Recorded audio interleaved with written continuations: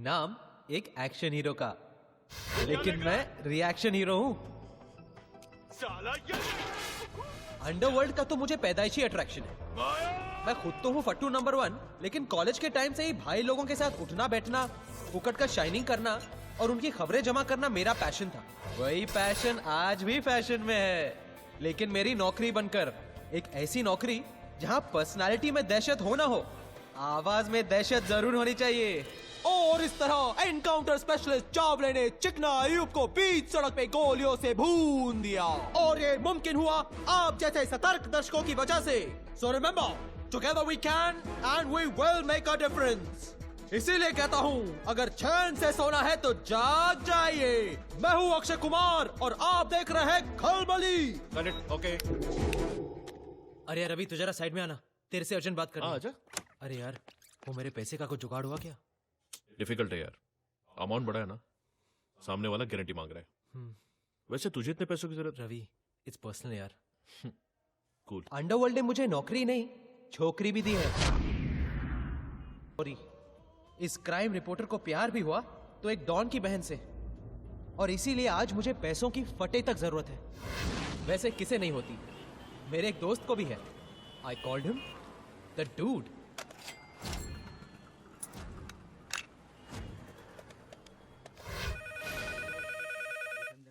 जी मैं रमाकांत जोशी बोल रहा हूँ। प्रकाश भाई, फिर वही है। रहने दो ना यार, पागल है बुड्ढा, जाने दो। हाँ बोलो। ये 1970 में हगीज डायपर का क्या भाव था जी? 1970 में डायपर का भाव 60 पैसे था। 60 पैसे लिख लो और दोबारा फोन मत करो प्लीज यहाँ पे। जी 1978 में चौथी क्लास के बाल भारती किताब का भाव क्या था? यही ना, 3 रुपए 40 पैसे था। 340 लिख ले और फोन करके जान करना बंद कर दे। हेलो जी मैं रमाकांत जोशी बोल रहा हूँ। ये 1998 में बारात वाली घोड़ी का क्या भाव था? अरे बाबा 3000 था, 3000। घास मिला के ना? हाँ हाँ, घास के साथ। और इसी के साथ retired accountant mister Ramakant Joshi alias dude ने अपने जीवन का सबसे बड़ा अकाउंट क्लोज कर दिया। लेकिन ये इतने डिटेल में किस चीज का अकाउंट लिखा है आपने? देखिए शिवड़े साहब, मेरे बेटे के पैदा होने से लेकर उसकी शादी तक जो भी पैसा मैंने उस पर खर्च किया है, उसका सारा हिसाब किताब इस फाइल में है। एंड मैं ये सारा पैसा अपने बेटे से वसूल करना चाहता हूँ। क्या? बेटे से? From your own son? आप उस अनग्रेटफुल रास्कल को जानते नहीं शिवड़े साहब। मेरा बेटा पुरुषोत्तम टीवी के डेली सोप की तरह है, हर दिन दुख दर्द और तकलीफ की गारंटी। जायदाद के लिए बेटे ने बाप का कत्ल किया। हेलो बाबा। हाँ बाबा, मैं क्या सोच रहा था, हाँ आपके पास खाली वक्त रहता है तो मेरे साइड पे मेरे काम में हाथ क्यों नहीं बटाते हैं? मैन पावर भी कम है, आपका वक्त भी कटेगा और मुझे भी आपका एडवाइस मिलता रहेगा। कोई तो होना चाहिए जो मालिक की भी गलतियां निकाले। सुनिए, मैं साइड से जोगलेकर का फोन है, कह रहा है वॉचमैन नहीं आया। हाँ मालूम है मुझे, उसे कह दो मालूम है मुझे। अच्छा इसलिए तो मैं बाबा को कन्विंस। हेलो, वो आपको फोन करेंगे। सिविल इंजीनियर बनाया हरामखोर, आज अपनी खुद की बिल्डिंग बांध रहा है, लेकिन बाप के लिए दिल में 1 स्क्वायर फीट जगह नहीं है। बेटे की पढ़ाई में कोई कमी न रह जाए, इसीलिए उसकी माँ का इलाज एक प्राइवेट अस्पताल में नहीं करवाया मैंने। अब बेटा कमाने लगा तो बाप बोझ बन गया उसके लिए। देखिए Joshi ji, I can understand your feelings, but I am sorry, हम इस बेसिस पे कोई केस ही नहीं कर सकते, क्योंकि ऐसा कोई लॉ ही नहीं है जिसे। क्यों नहीं ऐसा कोई लॉ? अरे जब मरने के बाद बाप की जायदाद पर बेटे का हक होता है, तो जीते जी बेटे की कमाई पर बाप का हक क्यों नहीं हो सकता? 35 साल अकाउंटेंट रहा हूं शिवड़े साहब, 35 साल। चाहे कुछ भी हो जाए, मेरे इस दुनिया से डेबिट होने से पहले मैं अपना पूरा क्रेडिट पुरुषोत्तम जोशी से वसूल करके ही रहूंगा, और वो भी सूद समेत। केस नहीं बन सकता। वो अकाउंटेंट प्रधान आज भी अकेले ही बड़बड़ा रहा है। कैसा है तू? अरे मेरी तो लाइफ मेंबरशिप है यार, वही चाल का प्रॉब्लम। कभी फुर्सत में बैठेंगे तो डेवलपमेंट बताता हूँ, और साथ में 2-3 पैक टकाटक चाय भी मारते। क्यों? चाय सोमरस बंद कर दिया क्या? कुछ दिन के लिए। वैसे तो यहाँ मतलब पुरुषोत्तम का अकाउंट क्लियर हो गया लगता है। हाँ, लेकिन वकील कहता है कि केस नहीं बनेगा। अरे ये लॉयर्स एक नंबर के लायस होते हैं, तू फिक्र मत कर यार, कुछ ना कुछ हम करेंगे। अब डूड की प्रॉब्लम तो सिर्फ अपने बेटे से थी, लेकिन लंबोदर की जिंदगी से थी। ऐसा लगता जैसे दो दो बच्चों को छोड़ने आती है। क्या बोला आपने? अरे रुको रुको, तमाशा मत करो, सब लोग देख रहे हैं हमारी तरफ। मम्मी, मैंने कहा था ना पापा को मत लेकर आओ। दो इधर। आयुष रुको रुको, दूसरों पर गुस्सा करने से पहले जरा खुद की तरफ देखो। किसे ऐसी नहीं आएगी? आजकल तो आयुष को भी शर्म आती है आपकी। क्या? देखो आके किसी और को दिखाना। शुक्र मानो कि आज तक मैंने आयुष को नहीं बताया तुम काम क्या करते हो। जिस दिन जान जाएगा ना, जो बची कुछ इज्जत है आपके लिए वो भी चली जाएगी। तो ये है लंबोदर झा का छोटा परिवार, दुखी परिवार। भगवान ने हाइट देने में कंजूसी क्या की और लंबोदर का आसमान छूने का सपना सपना ही रह गया। कोई कुछ भी कहे बॉस, लेकिन साइज मैटर्स।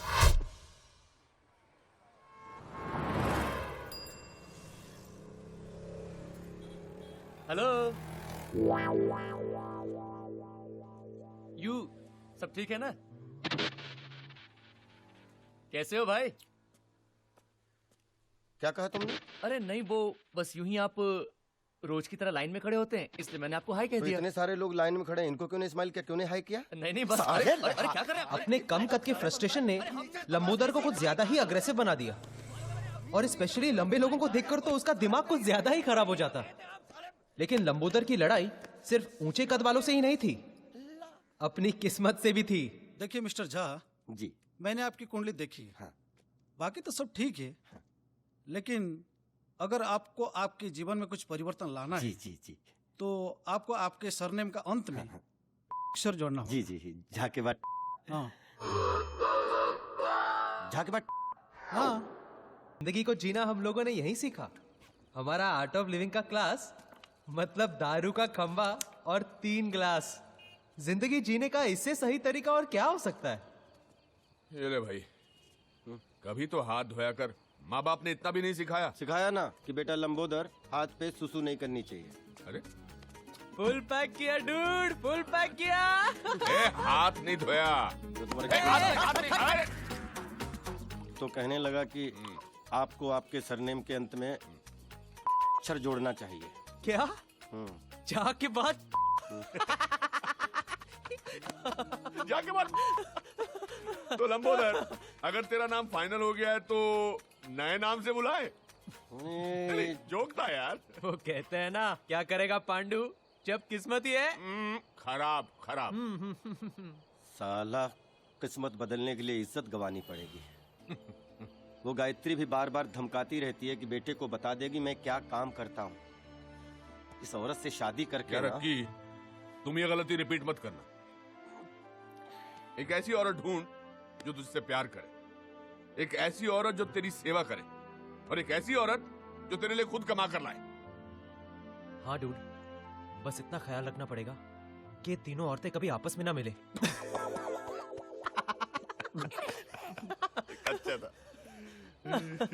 वो कुछ पैसे वैसे का जुगाड़ हो जाए तो ये नौकरी वोकरी छोड़ के बिजनेस शुरू करूंगा। अपनी भी वही स्टोरी है ब्रदर, नोट चाहिए नोट। जिस दिन जुगाड़ हो गया ना, नेक्स्ट डे प्रिया के साथ टेक ऑफ। डूड, बहुत लाउड हो रहा है। हाँ? ये लाउड है? ये लाउड नहीं है। लाउड जानता है क्या है? लेटेस्ट। मेरे बेटे ने मुझे चौकीदार की नौकरी ऑफर की है। ये लाउड है साला, ये लाउड है। डूड, ये पुरुषोत्तम का नाटक आजकल बहुत बढ़ गया है। एक चाबुक आइडिया आ रहा है मेरे दिमाग में। एक दिन ना मजबूत बजाते हैं उसकी। एक दिन क्यों, कल ही कान के नीचे देता हूँ। बहुत दिन हो गए वैसे यहाँ साफ किए हुए। कान के नीचे तू लंबोदर, तू, मुझे नहीं लगता तेरा हाथ उसके कान तक पहुंचेगा। अच्छा था दोस्तों, अच्छा था। बट सीरियसली डूड, इस पुरुषोत्तम का कुछ ना कुछ तो करना पड़ेगा। ए जाके बात, वो बॉटल देना उधर से। ये भी अच्छा था, अच्छा था।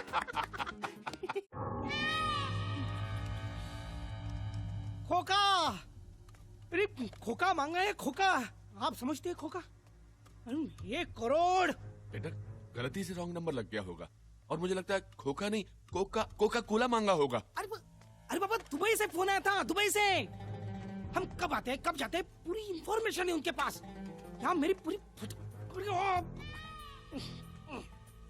एक तो किसी की नजर में ना, इसलिए इतना पैसा कमाने के बाद भी इस मिडिल क्लास सोसाइटी में रहते हैं। फिर भी पता नहीं कैसे फोन आ गया। आज की तारीख में बिल्डर होना ही गुनाह है। दवाई। हाँ। मैं तो कहती हूँ आपको पुलिस में जाना चाहिए। वाह, वो कंजूस रसिक लाल ने भी यही गलती की थी। आज स्वर्गलोक कंस्ट्रक्शन का मालिक खुद स्वर्ग में सेटल है। मैं कुछ साल धरती पे ही रहना चाहता हूँ। कुछ न कुछ करके ये 1 करोड़ मैनेज करना ही पड़ेगा। कह रहा था वापस फोन करेगा।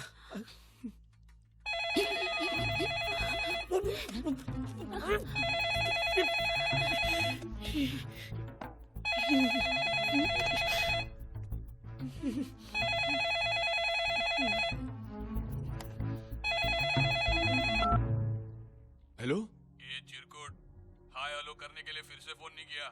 पैसे कब दे रहा है बोल। देखिए मैं पुरुषोत्तम का पिता बोल रहा हूँ, रमाकांत जोशी। दरअसल पुरुषोत्तम के पास इतने पैसे नहीं हैं।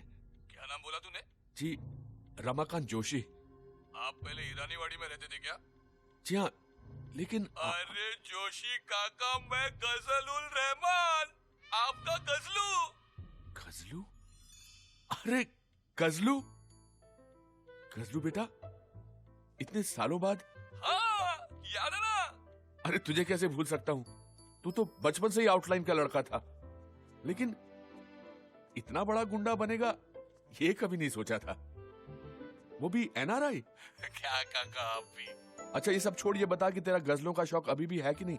अरे वो कैसे छूट सकता है काका, अभी 2 दिन पहले ही मेरे घर पे जगजीत सिंह का प्रोग्राम रखा था ना। क्या बात कर रहा है? और क्या, पहले 3 गानों के लिए सर पर घोड़ा लगाना पड़ा, फिर बाद में वो मूड में ही छा गया। तू बिल्कुल नहीं बदला। अरे कितनी बार समझाया कि ये रिस्क वाला काम मत किया कर रहे। अरे कैसे छोड़ू काका, जॉब सेटिस्फेक्शन बहुत है ना। Job satisfaction? लेकिन आज लोचा हो गया काका। क्यों, क्या हुआ? आपके घर पे फोन किया, आपके गजलू को माफ कर दो। हाँ, गलती हो गई। माफी क्यों मांग रहा है? मैं समझता हूँ। वैसे काका, आपको कोई तकलीफ दे रहा है तो बोलना। तकलीफ? तकलीफ तो दोनों दे रहे हैं। कौन दोनों? एक आर्थराइटिस और एक अस्थमा। काका, तकलीफ मतलब भाई लोग की तकलीफ। अरे नहीं, हम लोगों को ऐसा क्या। खैर फिर भी कोई बात होगी तो मैं जरूर तुम्हें बताऊंगा। काका अभी फोन रखता है क्या? पाए लागू। अच्छा बेटा, जीते रहो। पापा, आप नहीं होते तो मेरा तो 1 करोड़ गया होता ना। अरे ऐसे कैसे जाने दूंगा? रखवाली करना मेरा काम है, आखिर वॉचमैन जो हूं।